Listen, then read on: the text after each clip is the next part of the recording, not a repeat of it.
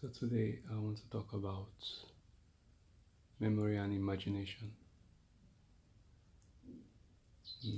At the end of the video, you may be able to use your imagination to a different degree, to a level that you never thought about before.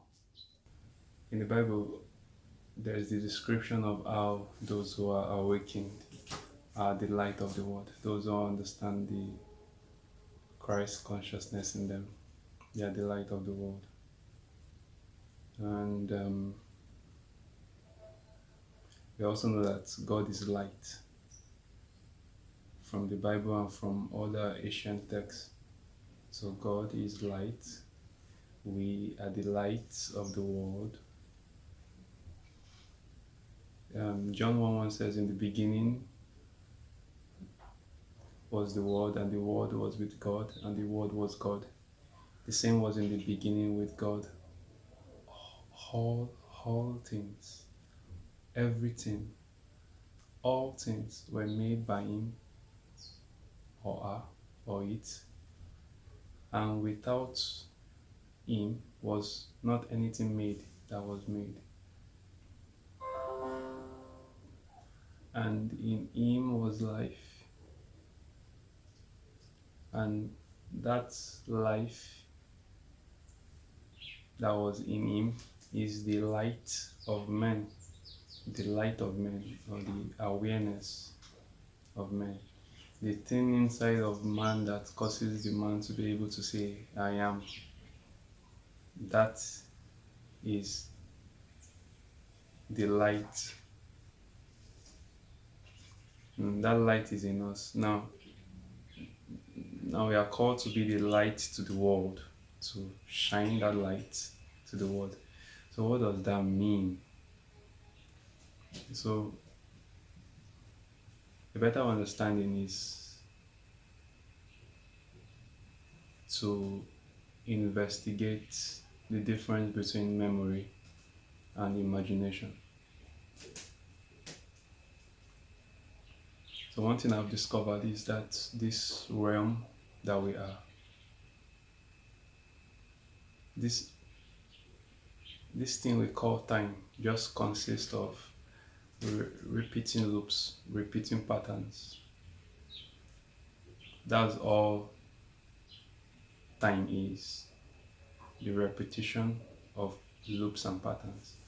And now these patterns or these loops can be as vast as the universe, can be as vast as the multi-dimensions, parallel universes, the omniverse, and it can be as tiny as the photons, the photon light or photon going in and out of existence, just the way the scientists describe it. So depending on where one's soul is, the experience of life is going to be based on the experience of memory that has been collected by generations of that bloodline. Okay, but as vast as memories, and when I talk about memory, I'm not talking about just your normal memory of, or you remember you did that yesterday, or you did that day before yesterday, or something happened last week, or this happened 10 years ago. I'm talking about the memory of the cosmic ego, the memory that created the sun, that created the clouds, that created the ocean. All these are memory, repeating loops and patterns like waves on an ocean. There is the imagination. Now, I was going to say that no matter how vast the memory is, no matter how many generations has passed for memory to be created, it always remains a dot in the realm of silence, in the realm of imagination. So as as one who is trying to become more aware, as somebody who is practicing awareness, one one way to do this practice, to make this practice, is by eating from the fruit of imagination rather than the fruit of memory. Now, let's forget about the vast memory, the the memory of the ocean or the sun. Let's come now to our own regular memory. So the memory that we have in our mind that is creating the collective chaos that we are observing now. One of the ways that we can be a light to the world, to shine our light into that darkness, is by feeding off of imagination. And what does that mean? So you can use so many examples, like for example the fuel scarcity that most countries are observing. Um, the idea of fuel scarcity is a memory in the mind of the collective unconscious. But you, as an awakened being, one who is practicing developing awareness day by day, you can choose not to observe that reality. You don't need to observe that memory, because I don't know about you, but for my own judgment, such observation does not bring fulfillment and joy for me. So I would not observe that.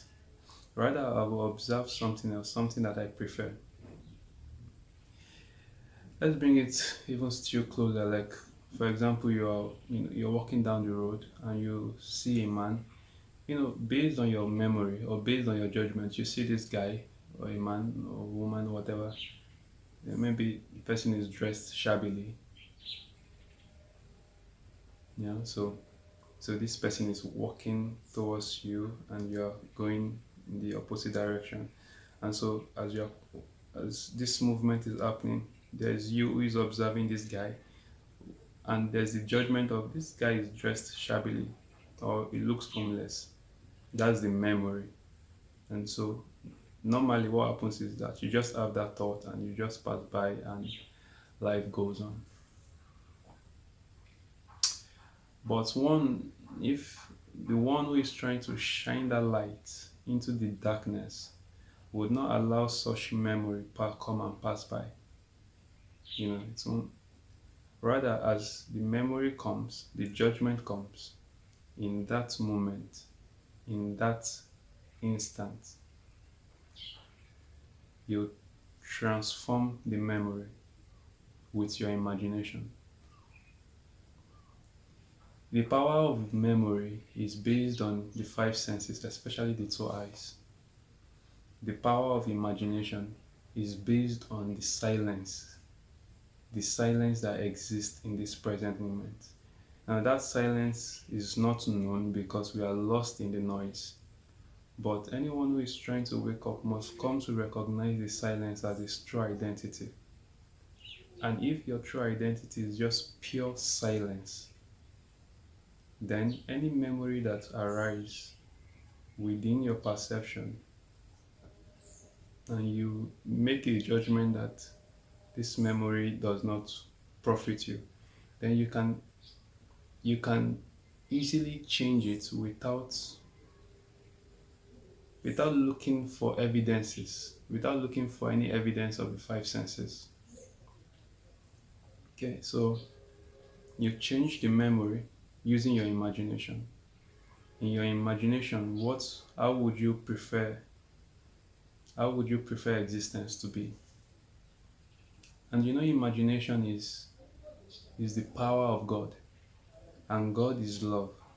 And imagination, the reason why imagination is what it is because it's energy in action. So why you if you choose to eat from the fruit of imagination, you are choosing to eat from the tree of life, or from love.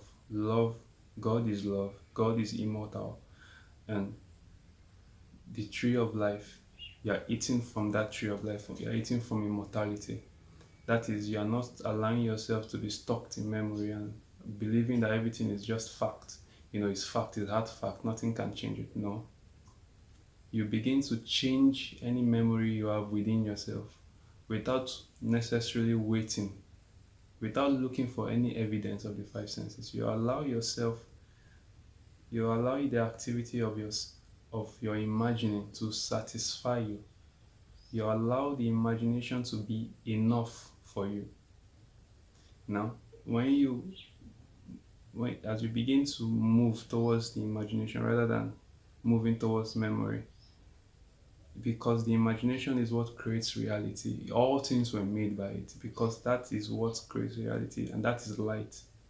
Then your light shines more and more, and that light eats the darkness of the collective, the the craziness that is going on right now. And because you are here, then consciousness has the opportunity to display its power just because you are here. I hope this helps.